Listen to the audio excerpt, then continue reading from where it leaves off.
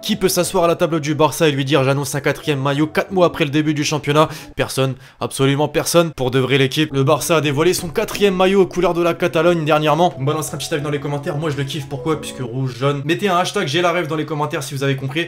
L'équipe, j'espère que vous allez bien évidemment. Aujourd'hui vous l'avez compris, on se retrouve pour une vidéo où ça parle de maillot. Alors j'ai remarqué par contre qu'une infime partie de la communauté trouve ces vidéos inutiles. Moi personnellement c'est toujours un kiff de vous les faire, surtout que généralement quand on se remémore une compétition, il y a forcément le maillot d'une équipe en particulier qui nous vient en tête. Voilà, l'équipe de France à l'Euro 2016, ce fameux maillot bleu, plus clair que l'actuel. L'Euro 2012, bon là putain ça tape dans la nostalgie. Karim Benzema, Philippe Mexes, Alou Diarra, Patrice Evra, Franck Ribéry, Florent Malouda, Samir Nasri, Yohan Cabaye. On reverra jamais une équipe similaire vraiment.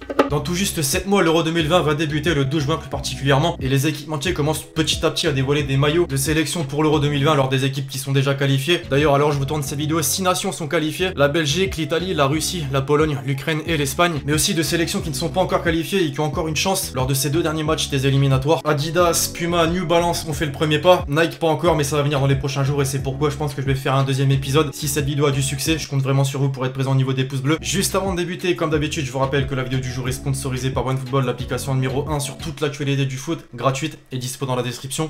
On entre dans le vif du sujet, désormais l'équipe avec les sélections représentées par Adidas, quadruple championne du monde et triple championne d'Europe. L'Allemagne évidemment tout d'abord, sans surprise est l'un des plus grands pays de la planète football et la marque aux 3 bandes compte bien s'appuyer sur son passé, puisque faut savoir l'équipe que la Mannschaft collabore avec Adidas depuis bientôt 70 ans pour l'Euro 2020 et comme chaque année la tenue principale de la Mannschaft est majoritairement blanche mais se distingue cette année par un graphisme différent des anciennes générations avec l'insertion de multiples bandes horizontales avec un effet coup de pinceau de couleur noire. Hormis ce changement, l'équipe, on a tous remarqué la touche patriote ajoutée à cette tenue. Au niveau de l'extrémité des manches, la couleur noire, rouge et jaune représentant évidemment le drapeau allemand. Tant que j'y pense l'équipe, n'hésitez pas à me balancer dans les commentaires une note sur 10 à propos du design de tous les maillots présentés au cours de cette vidéo. Pour la Mannschaft de mon côté ça serait un bon 9 sur 10. Dans la continuité, pour poursuivre avec la Russie, je pense qu'on peut reprendre des propos tenus par le directeur principal du design Adidas, Jürgen Rank. J'avais une tâche unique, développer un maillot de football qui traduirait avec la plus grande exactitude la particularité de chaque équipe et reflèterait également les émotions uniques que le football nous procure. Notre processus de création a commencé par des croquis faits à la main. Lors de la création, nous avons essayé d'utiliser une approche plus personnelle et émotionnelle, puis nous avons été ravis du résultat final dans lequel nous avons réussi à combiner le football de l'art et le football en une seule composition intégrale. On constate que l'objectif était de combiner l'art et le football. La marque allemande a donc souhaité travailler avec un peu plus de profondeur que sur la dernière tenue du pays organisateur de la Coupe du Monde 2018. L'apparition d'un large col en V totalement blanc qui peut rendre nostalgique certains supporters marseillais qui ont vécu le sacre de l'OM en 93 et du maillot mythique sur lequel un col similaire était représenté. Hormis le col, évidemment, on remarque un graphisme plutôt étonnant présent sur le torse, faisant penser à des effets coups de pinceau, tandis que la partie haute est représentée d'un rouge simple et l'extrémité des manches de couleur blanche et bleue, complétant finalement le drapeau national russe. Pour celui-ci, je mettrai un 6 sur 10. Ouais, je suis pas très fan. Dans la continuité des autres maillots présentés par la marque allemande, le maillot principal de l'Espagne tape un peu plus dans l'histoire puisque ce maillot commémore le 100e anniversaire du premier maillot de la fédération espagnole et de son premier emblème. Après l'équipe, bien sûr, on peut taper dans l'histoire tout en étant moderne et particulièrement audacieux. Le maillot qui sera porté pour l'Euro 2020 est marqué d'un col rétro qui rappelle là encore les tenues du début des années 90. La couleur rouge principale divisée en 2 différentes teintes et bien sûr pour finir la couleur jaune sur les épaules avec les 3 bandes Adidas sur le logo de l'équipementier et de la Roja. Pour cette tunique, je mets un bon 7 sur 10. Demi-finaliste de la dernière Coupe du Monde, la Belgique évidemment est l'une des nations les plus importantes de l'Euro 2020 et pour cette compétition, justement la marque aux 3 bandes et la fédération belge ont souhaité revoir totalement leur copie. Vous devez tous en avoir entendu parler avec ce changement de blason officiel de la fédération plutôt moderne et ensuite avec ce maillot principal beaucoup plus osé que les précédents. Toujours avec l'esprit coup de pinceau, le maillot se distingue de 2 larges bandes diagonales noires. Alors rien de personnel les Belges, mais Twitter a déjà l'air de bien l'apprécier ce maillot. Bref, 2 larges bandes diagonales noires qui se croisent donc avec 3 autres grandes bandes en ton sur ton. Un concept original et comme les autres maillots présentés, il y a toujours cette volonté de représenter toutes les couleurs du drapeau avec le jaune et le noir également présents. Je mets un bon 8 sur 10 pour cette tunique. Toujours en lice pour se qualifier pour l'Euro 2020, la Suède aussi bénéficie de son nouveau maillot à l'approche de la compétition, mais en revanche les Suédois vont bénéficier d'un template beaucoup plus classique. Pas d'effet pinceau cette fois-ci, par contre le col rétro qui tire son inspiration du début des années 90 et le bord des manches bleues qui permet de reconstituer le drapeau suédois sont bel et bien présents. Une tenue simple et efficace donc qui mérite un 6 sur 10. À l'image de la dernière nation présentée, la Hongrie aussi va jouer sa place pour l'Euro 2020 lors des derniers matchs des éliminatoires. Pour les accompagner dans cette quête, les héritiers de Ferenc Puskás, effectivement, le mec qui tient le nom du prix du meilleur but de l'année, arboreront le nouveau maillot imaginé par Adidas inspiré du Danube qui traverse le pays. Le Danube qui est le deuxième fleuve d'Europe par sa longueur. Ouais, ça parle de fleuve sur une vidéo où on parle de maillot. Cette tunique présente donc diverses teintes de rouge qui fait une fois de plus le lien entre l'art et le foot. Il portera peut-être chance aux Hongrois pour le match décisif face au Pays de Galles. J'ai envie de lui caler un petit 7 sur 10. La nation portée par Gareth Bale et Aaron Ramsey justement va chèrement défendre sa place, elle aussi, lors des 2 derniers matchs de qualif. Et ce sera avec le nouveau maillot domicile sur les épaules. Adidas, une fois de plus, a voulu taper dans l'histoire puisque le rouge et le jaune utilisés pour cette tunique rend hommage au dernier Gallois nommé Prince de Galles, qui fut également celui qui enclencha la révolte contre l'emprise de l'Angleterre sur le Pays de Galles. Oula, ça va loin, oui, je lis un article. Hormis cette touche d'histoire, on retrouve évidemment le design utilisé sur toutes les tuniques au niveau de l'extrémité des manches, à savoir la représentation par les couleurs du drapeau national. 7 sur 10 cette fois-ci pour la simplicité mais aussi pour la symbolique. Pour en finir avec les sélections représentées par Adidas, et parmi les équipes toujours en lice d'ailleurs pour se qualifier pour l'Euro 2020, l'Irlande du Nord évoluera dans un match décisif face à l'Allemagne avec son nouveau maillot imaginé par la marque aux 3 bandes, s'inspirant directement des maillots utilisés entre 1986 et 1990. Pour s'inscrire dans la continuité des autres tenues, la touche coup de pinceau est présente une nouvelle fois dans une multitude de bandes diagonales de plusieurs teintes de vert. L'équipe, je sais pas vous, mais celui-ci je l'aime beaucoup, je vais lui caler un bon 9 sur 10. L'Irlande du Nord me permet d'enchaîner avec la seule nation représentée par New Balance de cette vidéo, je parle bien évidemment de l'Irlande, toujours en lice elle aussi pour se qualifier pour l'Euro 2020. Elle est certes première de son groupe, mais avec un match de plus que ses 2 rivaux directs, à savoir le Danemark et la Suisse. Difficile donc de se projeter pour l'Irlande, mais cela n'empêche pas la marque américaine de se lancer dans la bataille des maillots des sélections nationales avec la nouvelle tenue principale, imaginée simplement avec la couleur verte dominante, mais marquée par une coupure horizontale marquée sur la partie haute qui offre une séparation naturelle entre 2 matières différentes. Le sponsor mythique Free, le logo de l'équipementier et de la fédération irlandaise quant à eux, sont représentés de couleur dorée. Pour l'extérieur à présent on est sur la même idée, sauf que cette fois-ci la couleur blanche est prédominante et le vert est utilisé pour les autres éléments du maillot. On pouvait clairement pas faire plus simple, un bon 7 sur 10 pour le maillot de l'Irlande. Pour conclure la vidéo, on passe avec les sélections représentées par Puma et forcément l'Italie pour commencer, nation ô combien importante pour Puma qui compte gagner en visibilité et confirmer les bons résultats de ces derniers mois, que ce soit en Ligue 1 ou dans le monde entier. À la différence des autres équipementiers, la marque allemande a fait les choses à l'envers en dévoilant il y a quelques semaines le maillot Third de l'Italie pour l'Euro 2020 inspiré de la Maglia Verde utilisée face à l'Argentine dans les années 50. Un maillot nommé Renaissance qui est également inspiré forcément de l'époque de la Renaissance avec ce graphisme intégral plutôt spécial marqué par des motifs inspirés des tissus et de l'architecture Renaissance et avec un mélange de vert foncé et de bleu marine qui ont de quoi symboliser le renouveau de la Squadra Azzurra et de sa génération dorée. Le maillot extérieur qui a été annoncé tout récemment quant à lui s'inspire de la même culture artistique et architecturale sur une base en revanche évidemment blanche. Alors je sais pas vous l'équipe, mais c'est l'un des maillots qui m'a le plus plu au cours de cette vidéo, je lui cale un bon 9 sur 10. Outre l'Italie, Puma en a également profité pour dévoiler le maillot extérieur de la République tchèque pour l'Euro 2020. Après avoir vu la génération dorée des Nedved, Rosicky, Barros ou encore Sech, la marque allemande continue d'être présente aux côtés de la sélection tchèque et a décidé de frapper fort suite au mécontentement des fans sur la dernière version et l'apparition du vert qui n'était pas la couleur traditionnelle tchèque. C'est pourquoi la tenue extérieure se part d'un mélange de vert fluo qui fait référence à la nuance de jeune feuille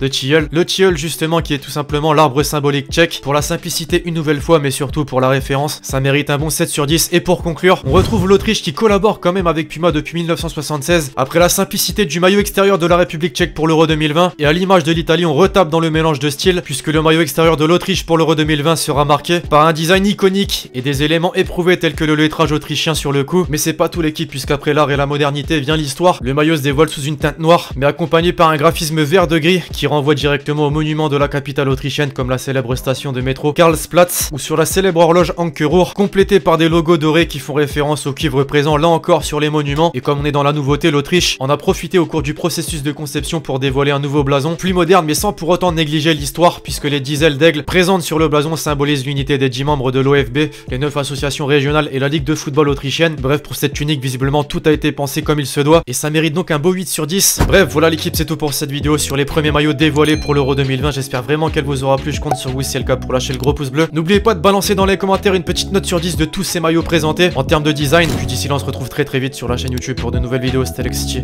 ciao ciao.